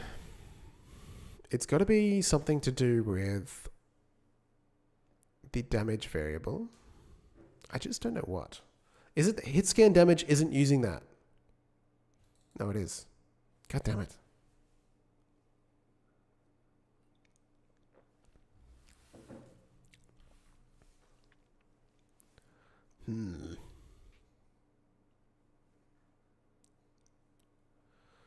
Maybe it's just the labels? No, because I just printed it out before, and if you print out the hit scan damage, the damage that gets passed in at the function level, it's 5. But the damage that I'm calculating here is half that. And for some reason, it's not getting sent through this function. And I don't understand why. So we got 2.5 there. We call the function again. We pass in the hit scan collision, and that's the damage, the pass-through damage. But it's 5 every time. Now, damage equals damage. What happens? Maybe I'll just need to use a different variable. It's not getting called here anyway, so that's not a problem. It is kind of funny. Fire projectile damage equals underscore damage. And then we're calling this and... So maybe... What if I just operated on the other damage? The main variable. Rather than the one that's passed in. Would that work? Yes, it works. Okay. Okay, that's fixed.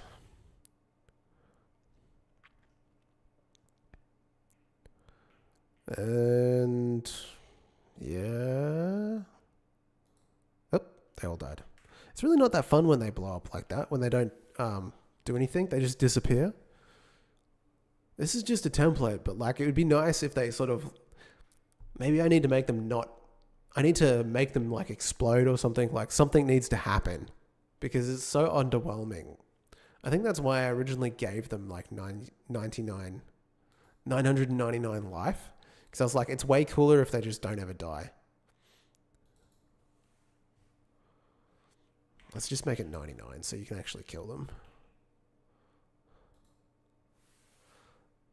And then, well, 99. I'm kind of curious if I turn this damage up, if we start seeing the behavior that we're looking for. Because I am looking for basically physicsy stuff to happen. That's kind of the whole reason I'm doing this, is for the physics. I don't really care about... I mean, I guess I should care about the damage. Okay. That looks sick. Things have been hit. I had them all drop health ammo that pops out as a rigid in random direction rotation, then turns static for the ground. Yeah, it made it feel like fireworks. I need to do something like that, so it's a little bit more satisfying when they die. Okay. Okay.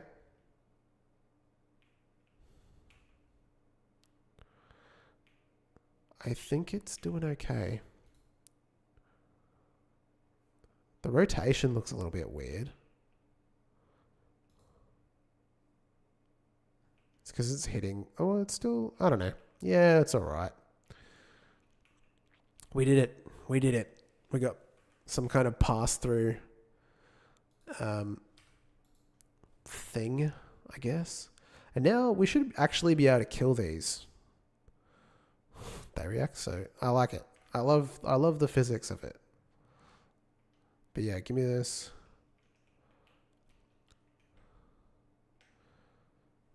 Dun, dun, dun. And then the one in the middle that's just totally fine because it got hit on the head. That's okay. That was a bit strange. Yeah, I mean, we'll just call it a work in progress.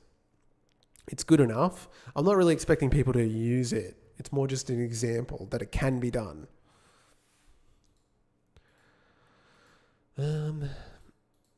So my physics might not be the best. It's definitely not. Okay. The labels, I'm going to hide them because not everyone wants to see them. What else before I push this to the repo? I need to freeze. This keeps falling and it shouldn't. Let me select it. That's physics objects. Weapons, blaster Q, yeah, constant forces. Where is it? Here we go. Freeze. So it just sits on the wall. It has no ammo. Okay, so it's not really ready for a push yet. It has no ammo. So I need to create the ammo for it and then I can push it to the repo. But maybe we save that for Wednesday. And on Wednesday, we can do the visual effects for it as well. That's probably what's next. What do these behave like now? Now the actual rigid bodies are the most underwhelming. Because I'm not applying any kind of force based on the amount of damage that they do. I'm just letting gravity do its thing. So I probably need to turn the mass up on those.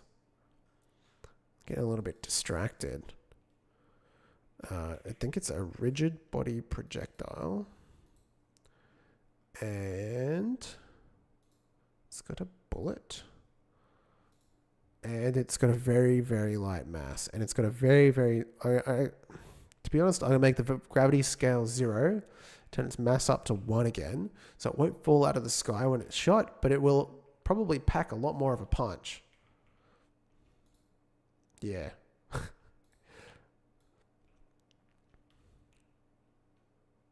Nice. That feels a lot better. Cool. That looks good. 204. So how do you like push to a repo?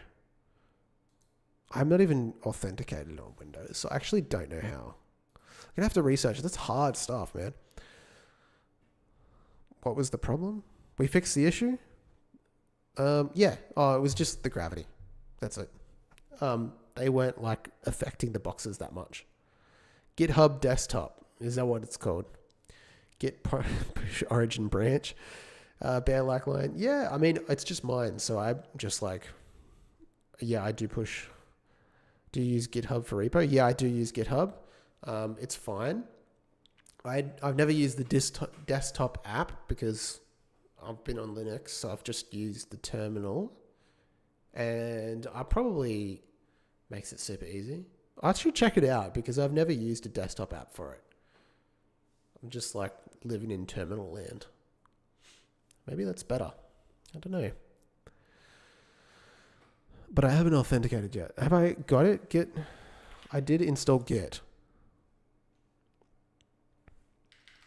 Hang on a second. I don't think I'm signed in. Git GUI. Is this it? Or is it like, that's not it, is it? This is like the open source Git GUI.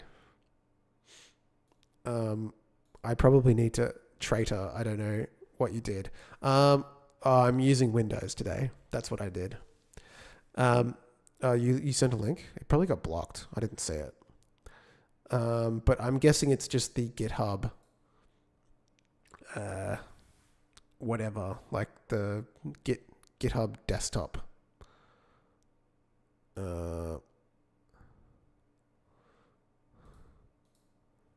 I was thinking of moving to Linux. You should. I like Linux. It's just, streaming on Linux is kind of hard.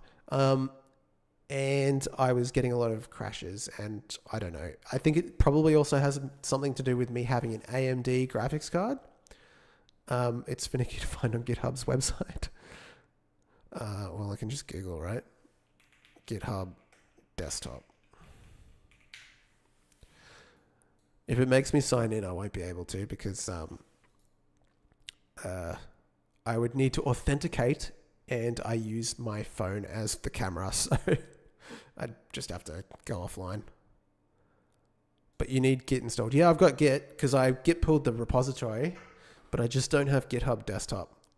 So like I would normally just do like a Git push, and I'm just a bit worried about the command. So this is the thing, so I can right click and go open Git bash here. And like it would just be like git add all in Linux. Okay, that worked. And then git commit -m for the message. And that would just something like rocket launcher physics. Okay, so now it's like you can't do that because you're not authenticated, and I need to authenticate. Whoops, just minimized everything. I think God does that on Windows.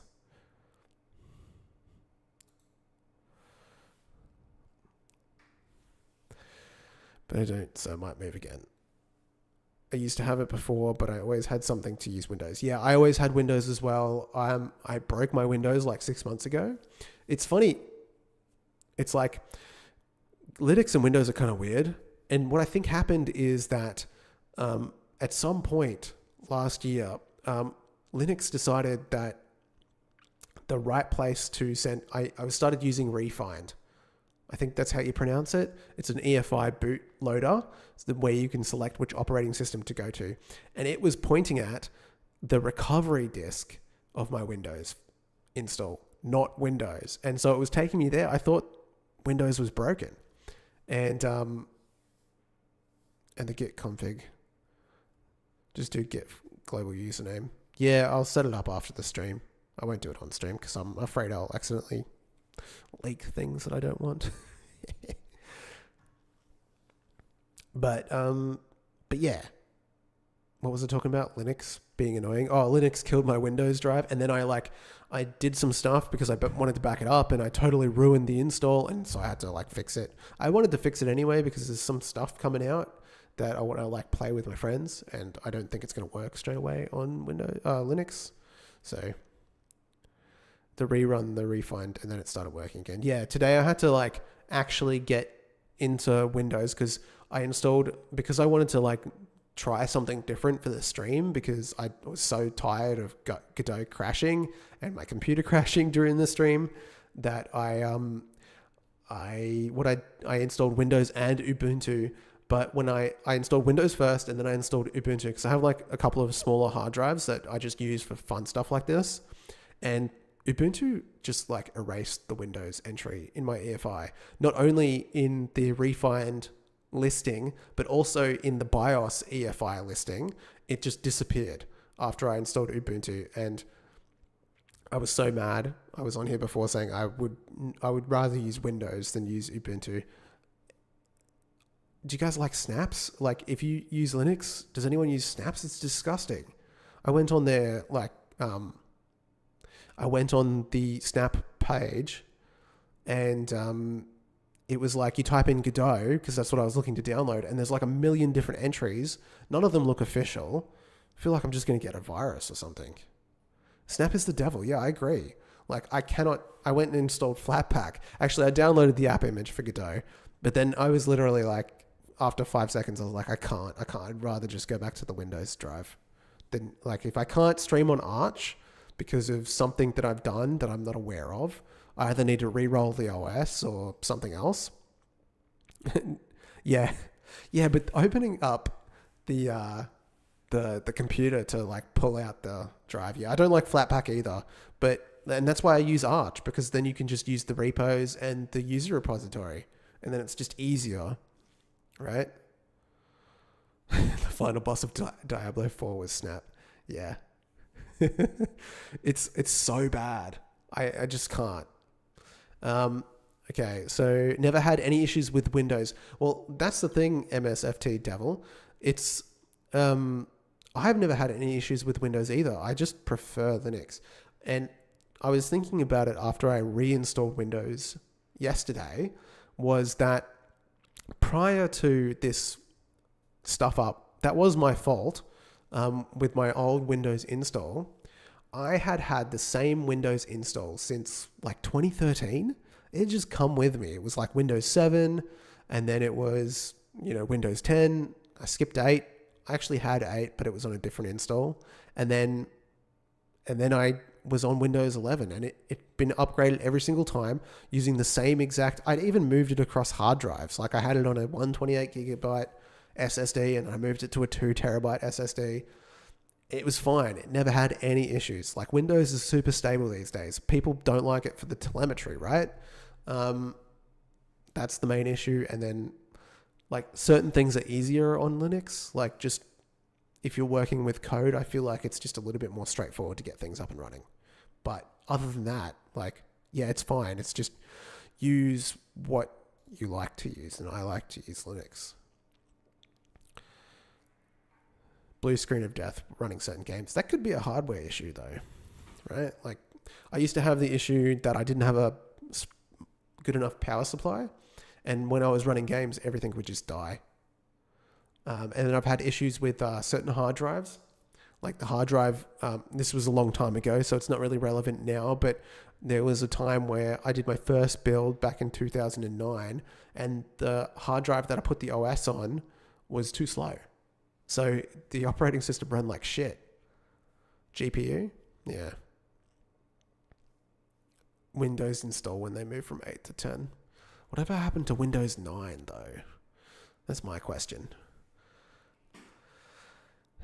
PC just crashing and turning off, yeah. Who knows? Power supply probably. Alrighty. I am going to get out of here.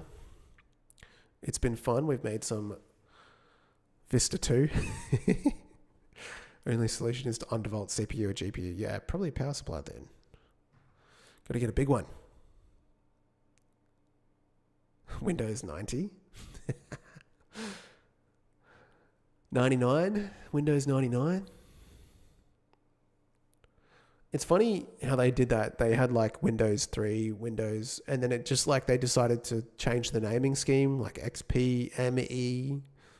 And then they were like, oh, well, this is the 7th version. And then they skipped 9. Pretty bad. Yeah, it's cool. I'll be back on Wednesday evening for some more. And then on Saturday as well. And that is the schedule. And I'll try to turn this into some kind of long form on the channel. But this has been a very segmented one. The other ones only took one stream. But we'll see. Debian. Literally Toy Story cast, yeah. Alrighty, guys.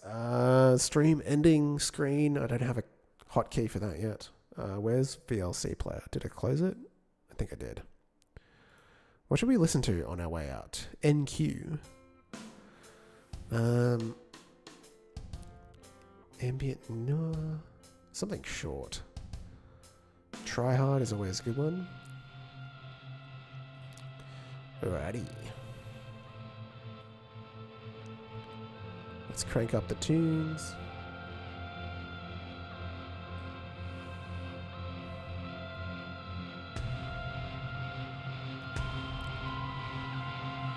What else should I say? Like, subscribe. If you're on Twitch, give us a follow. I'm trying to reach 50. If I get to 50, then I can make money from Twitch as well. That'd be fun. And, yeah, join the Discord if you haven't already. And big thanks to the Patreons out there. I still haven't set up a screen for that. I really need to at this point. Yeah, I'll see you guys on Wednesday.